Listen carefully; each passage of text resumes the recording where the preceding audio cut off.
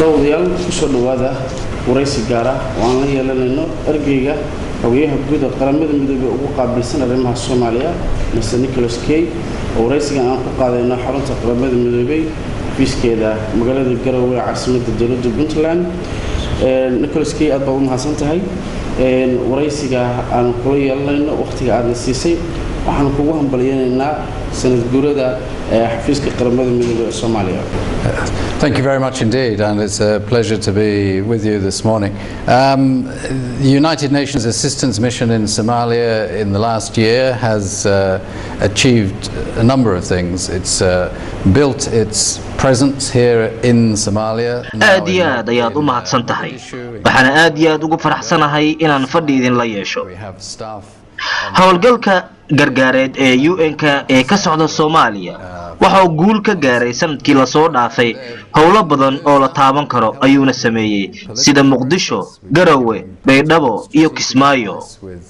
goobahaasi oo dhan waxaan ku leenahay shaqaale ka hawlgala. halkan Puntland ayaan waxaan ku leenahay shaqaale gaaraya 20 oo unsom hoostaga. shaqaalahaasi aan leenahay waxay gacan ka geysanayaan howlaha siyaasadeed ee istiraatiijiyadeed ee ka socda Puntland sida arrimaha federaalka, dastuurka, diyaarinta doorashooyinka dhici doona iyo waliba inaan la shaqeyno laamaha ammaanka ee Puntland. tababar dhan walba ah oo la siiyo booliiska iyo ciidamada xoogga dalka iyo waliba in si weyn aan uga shaqeyno arrimaha ku qotoma xuquuqda aadanaha gaar ahaan dumarka iyo carruurta. And we're also working very hard with you on human rights, and particularly the rights of women and children. dhawaan magaalada Muqdisho waxa lagu saxay heshiis maamul loogu dhisayo gobolada dhexe ee dalka Soomaaliya.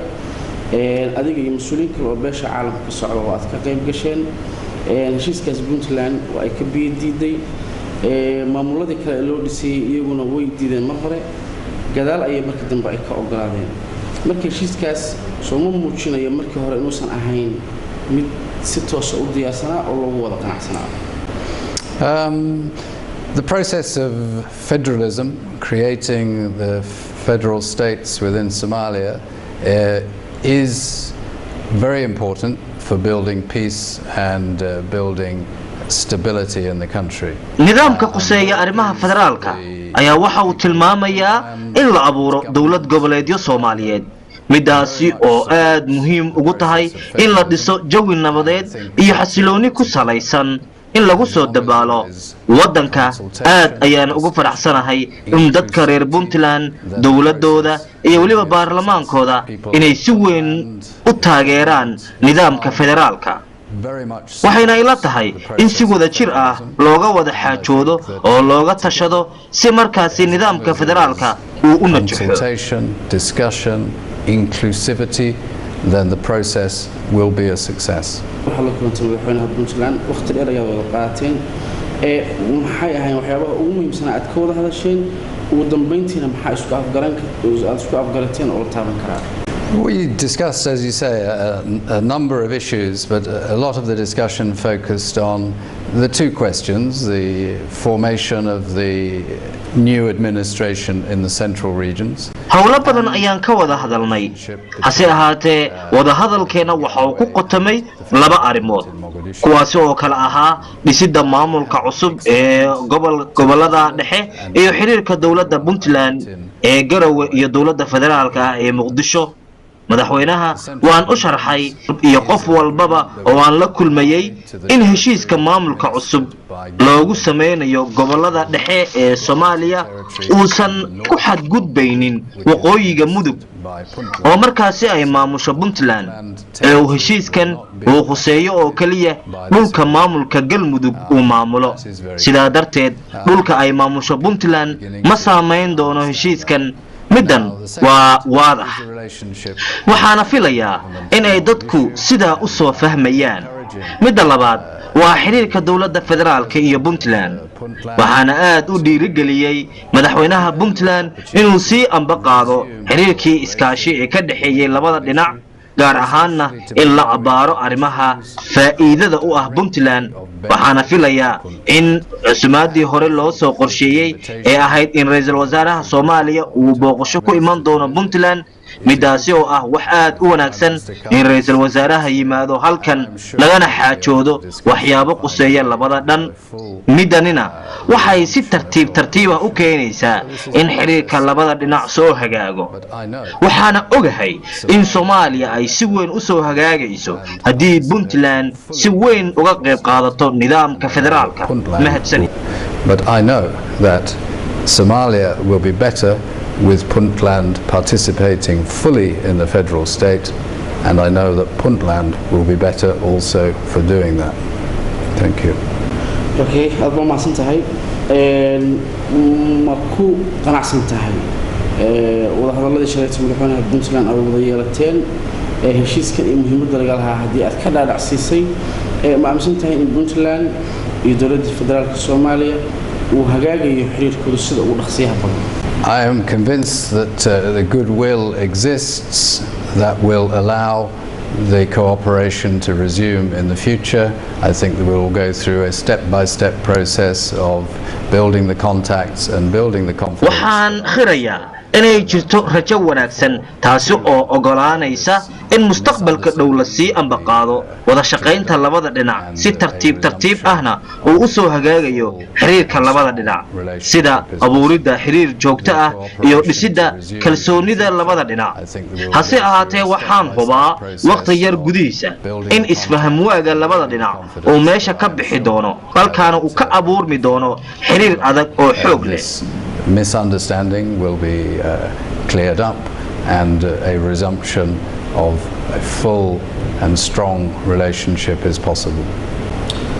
Watahay su'aasha kale aan ku weydiinay waxay tahay Puntland waxa ka jira nidaam dadku ay ku qanacsan yihiin deganaansho horumar dhinacyo badan taabanaya haddana saas oo tahay waxay la wadaagtaa dowladda dhexe ee Soomaaliya inta badan Puntland waxay ka cawataa sida dowladda federaalku ay u maareyso يعني dhaqaalaha loogu talagalay Soomaaliya oo dhan sida marka adiga xafiiska uu maareynaya in labada dhinacba ay helaan nidaam ay ku qancaan inka dhaqaalaha deeqaha ay qaramada midoobay ay u talagashay Soomaaliya iyadoo mid walba ay helayso saamigeeda cid rabtaa qaybsan.